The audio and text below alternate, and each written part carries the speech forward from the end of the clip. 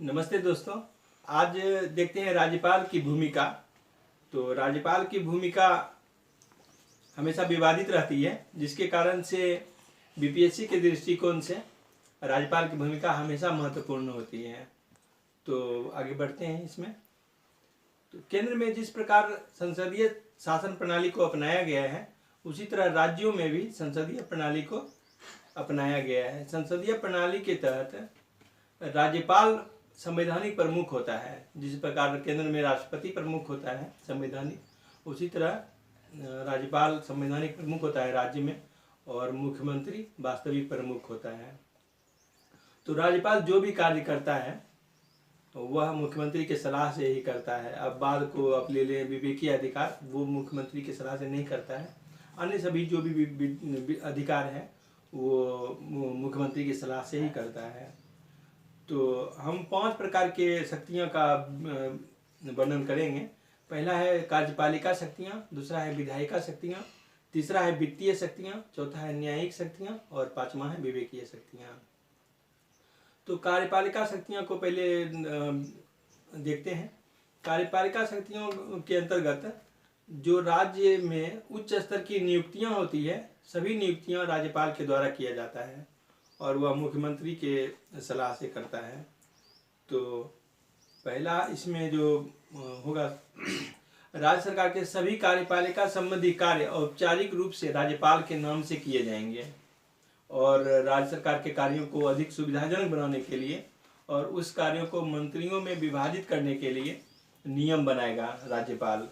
और तीसरा जो है वह है कि मुख्यमंत्री को नियुक्त करता है और मुख्यमंत्री के सलाह से अन्य मंत्रियों को नियुक्त करता है और ये सभी राज्यपाल के प्रसाद पर्यंत पद धारण करते हैं। चौथा है कि राज्य के महाधिवक्ता को नियुक्त करता है और उसका पारिश्रमिक तय करता है। महाधिवक्ता का पद राज्यपाल के प्रसाद पर्यंत रहता है। पांचवा है वह राज्य निर्वाचन आयुक्त को नियुक्त करता है, उसकी सेवा शर्तें और कार्यावधि तय करता है, परंतु यह राज्यपाल के प्रसाद पर्यंत पद धारण नहीं करता है। राज्यपाल द्वारा सीधे नहीं हटाया जा सकता है। इसके हटाने की प्रक्रिया उच्च न्यायालय के न्यायाधीश के समान है। छठा है वह राज्य लोक सेवा आयोग के अध्यक्ष और सदस्यों को नियुक्त करता है, लेकिन यह पद जो है यह राज्यपाल के प्रसाद पर्यंत नहीं है। इसे राज्यपाल नहीं हटा सकता है, इसे सिर्फ राष्ट्रपति ही हटा सकता है। सातवां है वह मुख्यमंत्री से प्रशासनिक मामलों या किसी विधायक प्रस्ताव की जानकारी प्राप्त कर सकता है। यदि किसी मंत्री ने कोई निर्णय लिया हो और मंत्रिपरिषद उस निर्णय को संज्ञान में नहीं लिया हो तो राज्यपाल मुख्यमंत्री से इस संबंध में विचार करने की मांग कर सकता है। फिर वह जितना भी विश्वविद्यालय होता है राज्य के अंतर्गत, उसका कुलाधिपति होता है राज्यपाल और सभी कुलपतियों की नियुक्ति राज्यपाल के द्वारा ही किया जाता है। फिर हम देखते हैं विधायी शक्तियाँ। तो जिस प्रकार संसद का अभिन्न अंग होता है राष्ट्रपति, उसी तरह राज्य विधानमंडल का अभिन्न अंग होता है राज्यपाल। इस नाते उसकी कुछ शक्तियाँ हैं। तो राज्यपाल विधानसभा को आहूत, सत्रावसान और विघटित कर सकता है। जब विधानसभा का चुनाव होता है तो चुनाव के पश्चात पहला जो सत्र होता है विधानसभा का, उसको संबोधित करता है राज्यपाल, और प्रत्येक वर्ष का जो पहला सत्र होता है विधानसभा का, उसको भी राज्यपाल संबोधित करता है। तीसरा जो शक्तियां हैं इसमें, वह विधानमंडल को विचाराधीन विधेयकों के संबंध में संदेश भेज सकता है। चौथा है विधानसभा के अध्यक्ष और उपाध्यक्ष का यदि पद खाली है तो विधानसभा का कार्य सुचारू रूप से चलाने के लिए वह उसके सदस्यों में से किसी एक को नियुक्त कर सकता है। जिस राज्य में विधान परिषद है वहां विधान परिषद के कुल सदस्य के 6वां भाग को राज्यपाल नामित करता है और वह सदस्य साहित्य, कला, विज्ञान, सहकारिता आंदोलन और समाज सेवा का ज्ञान रखने वाला हो या उसका व्यवहारिक अनुभव हो, ऐसे व्यक्तियों को वह नामित करता है। यदि आंग्ल भारतीय सदस्य का पर्याप्त प्रतिनिधित्व नहीं है विधानसभा में तो एक सदस्य को नियुक्त कर सकता है। फिर राज्य विधानमंडल से जब विधेयक पारित हो करके राज्यपाल के पास भेजा जाता है, क्योंकि राज्यपाल जब तक हस्ताक्षर नहीं करेगा तब तक वह विधेयक कानून नहीं बन सकता है।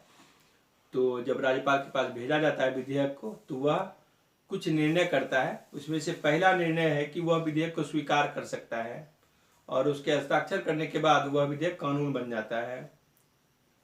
दूसरा है कि स्वीकृति के लिए उसे रोक सकता है। विधेयक जब आती है राज्यपाल के पास तो स्वीकृति के लिए उसे रोक सकता है, और जब रोक लेगा तो उस समय जब तक हस्ताक्षर नहीं होगा तब तक कानून नहीं बन सकता है। और तीसरा है, यदि धन विधेयक नहीं है, जो विधेयक भेजा गया है वह धन विधेयक नहीं है, तो वह वापस विधानसभा को, विधानमंडल को भेज सकता है। और जब विधानमंडल पुनः पारित करके राज्यपाल के पास भेजता है तो राज्यपाल को अपनी स्वीकृति देनी होगी। और यदि धन विधेयक है तो उसे एक बार में ही उसे स्वीकार कर लेगा, और अगर स्वीकार नहीं करता है तो धन विधेयक वहीं समाप्त हो जाएगा। और अगला है कि विधेयक को राष्ट्रपति के विचार के लिए सुरक्षित रख सकता है। कुछ ऐसे विधेयक है जिसे राष्ट्रपति के लिए राष्ट्रपति के विचार के लिए सुरक्षित रखता है, जिसमें से एक विधेयक है जो विधानसभा यदि ऐसा विधेयक पारित किया है जिससे उच्च न्यायालय के अधिकार क्षेत्र में कमी करता हो, तो ऐसे विधेयक को अनिवार्य रूप से वह राष्ट्रपति के लिए सुरक्षित रख लेगा। और अगला है, कुछ ऐसे विधेयक हैं जो परिस्थिति बस उसे राष्ट्रपति के लिए सुरक्षित रख सकता है। पहला है, संविधान के उपबंधों के विरुद्ध हो, वह विधेयक संविधान के उपबंधों के विरुद्ध हो। दूसरा है, राज्य के नीति निर्देशक तत्वों के विरुद्ध हो। तीसरा है, देश के व्यापक हित के विरुद्ध हो। और चौथा है, राष्ट्रीय महत्व का हो। अगला है, राज्यपाल को अध्यादेश जारी करने का अधिकार है। अध्यादेश का महत्व अधिनियम के समान होता है। जब विधानमंडल का सत्र नहीं चल रहा होता है और कानून को लागू करना आवश्यक होता है, तो इस स्थिति में राज्यपाल अध्यादेश जारी करता है। और अध्यादेश जारी करने के बाद वह 6 हफ्ते के अंदर राज्य विधानमंडल से अनुमोदित होना चाहिए, अन्यथा अध्यादेश समाप्त हो जाता है। और राज्यपाल को यह अधिकार है कि अध्यादेश को कभी भी वापस ले सकता है। अगला है, वह राज्य से संबंधित विभिन्न रिपोर्ट को राज्य विधानमंडल के समक्ष रखवाता है। वह रिपोर्ट वित्त आयोग की रिपोर्ट हो सकता है, राज्य लोक सेवा आयोग की रिपोर्ट हो सकता है, या नियंत्रक व महालेखा परीक्षक की रिपोर्ट हो सकता है। इन सब रिपोर्ट को राज्यपाल विधानसभा के समक्ष रखवाता है। अब देखते हैं वित्तीय शक्तियां। तो पहला है इसमें कि राज्यपाल बजट को विधानसभा के समक्ष रखवाता है, और बजट को हम राज्य की वार्षिक वित्तीय विवरण भी कहते हैं। और दूसरा है कि धन विधेयकों को राज्य विधानसभा में प्रस्तुत करने से पूर्व राज्यपाल से अनुमति लेना आवश्यक होता है। राज्यपाल पहले उस पर अनुमोदन देता है, उसके बाद ही धन विधेयक को राज्य विधानसभा में प्रस्तुत किया जाता है। फिर आगे है कि यदि अनुदानों की मांग की जाती है राज्य विधानसभा से, तो इससे पूर्व राज्यपाल की पूर्व अनुमति आवश्यक होता है। अगला है, वह किसी अप्रत्याशित व्यय के लिए, जैसे राज्य में बाढ़ आ गई है या चक्रवात आ गई है, तूफान आ गई है, जिससे कि एकाएक धन की जरूरत पड़ जाती है, तो उसके लिए आकस्मिक निधि होता है राज्य में, उससे राज्यपाल अग्रिम ले सकता है। और आगे है 5वां, पंचायतों और नगरपालिका की वित्तीय स्थिति की समीक्षा के लिए राज्य वित्त आयोग की नियुक्ति कर सकता है। फिर हम देखते हैं न्यायिक शक्तियाँ। तो न्यायिक शक्तियों में पहला है कि राज्यपाल किसी अपराध के लिए जो सिद्ध दोष सिद्ध हो चुका है, ऐसे व्यक्ति के दंड को क्षमा कर सकता है, निलंबित कर सकता है, परिहार कर सकता है या कम कर सकता है। जहाँ तक राज्य कार्यपालिका का विस्तार होता है तो उसके अंतर्गत उस राज्यपाल का अधिकार भी इन सब मामले में होता है। और दूसरा है कि यदि उच्च न्यायालय के न्यायाधीश की नियुक्ति राष्ट्रपति के द्वारा किया जाता है तो संबंधित राज्यपाल से इस संबंध में विचार कर सकता है, सलाह ले सकता है। और तीसरा है, वह राज्य उच्च न्यायालय के साथ विचार कर जिला न्यायाधीशों की नियुक्ति कर सकता है, स्थानांतरण कर सकता है और पदोन्नति कर सकता है। चौथा है, राज्य न्यायिक आयोग से जुड़े व्यक्तियों की नियुक्ति भी करता है। इन नियुक्तियों में वह राज्य उच्च न्यायालय और राज्य लोक सेवा आयोग से विचार कर सकता है। फिर हम देखते हैं विवेकीय अधिकार।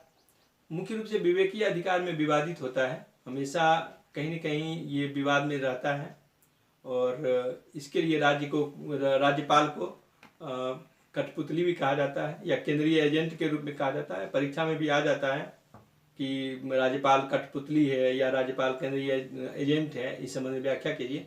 तो आप विवेकीय अधिकार को अच्छे से पढ़ लेंगे तभी उसका व्याख्या कर सकते हैं। तो इसमें देखते हैं कि संविधान ने इस बात की कल्पना की थी कि राज्यपाल कुछ परिस्थिति में अपने विवेक के आधार पर कार्य करे, लेकिन राष्ट्रपति के लिए ऐसी कल्पना नहीं की गई थी।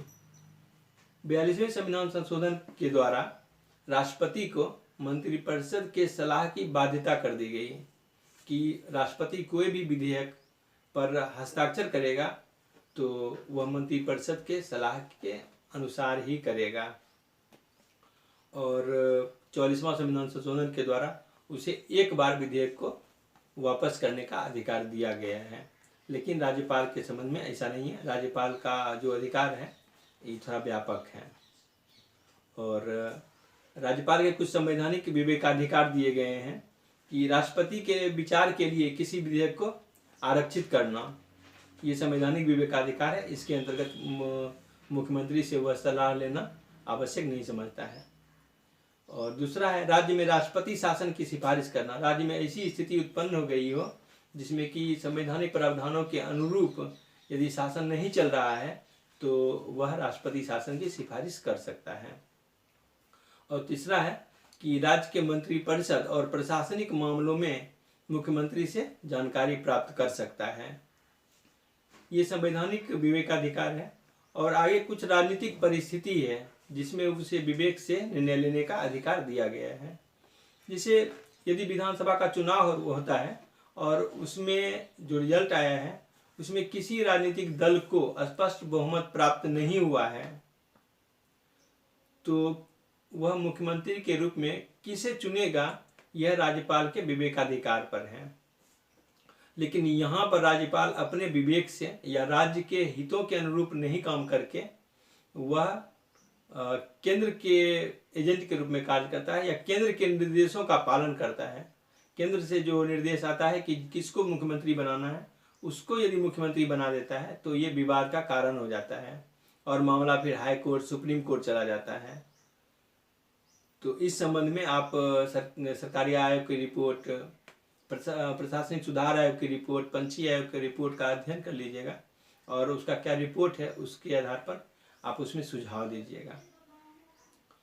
और फिर अगला है कि यदि कार्यकाल के दौरान यदि मुख्यमंत्री का निधन हो जाता है और उसका कोई उत्तराधिकारी निश्चित नहीं होता है, जैसे तमिलनाडु में हो गया था, जयललिता का निधन हो गया था और उसका कौन उत्तराधिकारी होगा ये निश्चित नहीं था, तो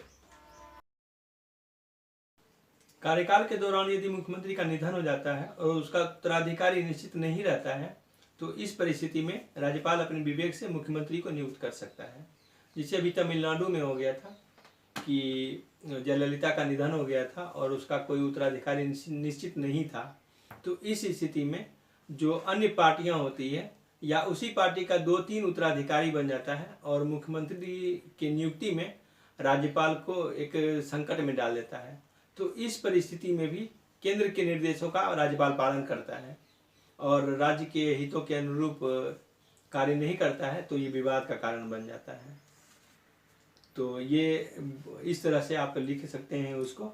और जहाँ विधानसभा चुनाव में यदि पहले से 2 गठबंधन है और बाद में उसी गठबंधन की जीत हुई है, लेकिन उनमें से एक गठबंधन दूसरे पार्टी के साथ गठबंधन करके और अपना मुख्यमंत्री के लिए एक नेता चुन लेता है, तो इस परिस्थिति में भी एक विवाद का कारण बन जाता है। जैसे महाराष्ट्र में हुआ था कि बीजेपी और शिवसेना दोनों पहले से गठबंधन था और जीत होने के बाद शिवसेना ने कांग्रेस और दूसरे एनसीपी के साथ मिल करके अपना सरकार का गठन किया, तो इस परिस्थिति में भी राज्यपाल के लिए एक संकट उत्पन्न हो जाता है, और राज्यपाल एक मुख्यमंत्री की नियुक्त करता है, फिर हाई कोर्ट सुप्रीम कोर्ट में मामला आता है, फिर दूसरे व्यक्ति को मुख्यमंत्री के रूप में नियुक्त करना पड़ता है। तो इस तरह से आप 1 2 3 उदाहरण देकर के इसको समझाएंगे।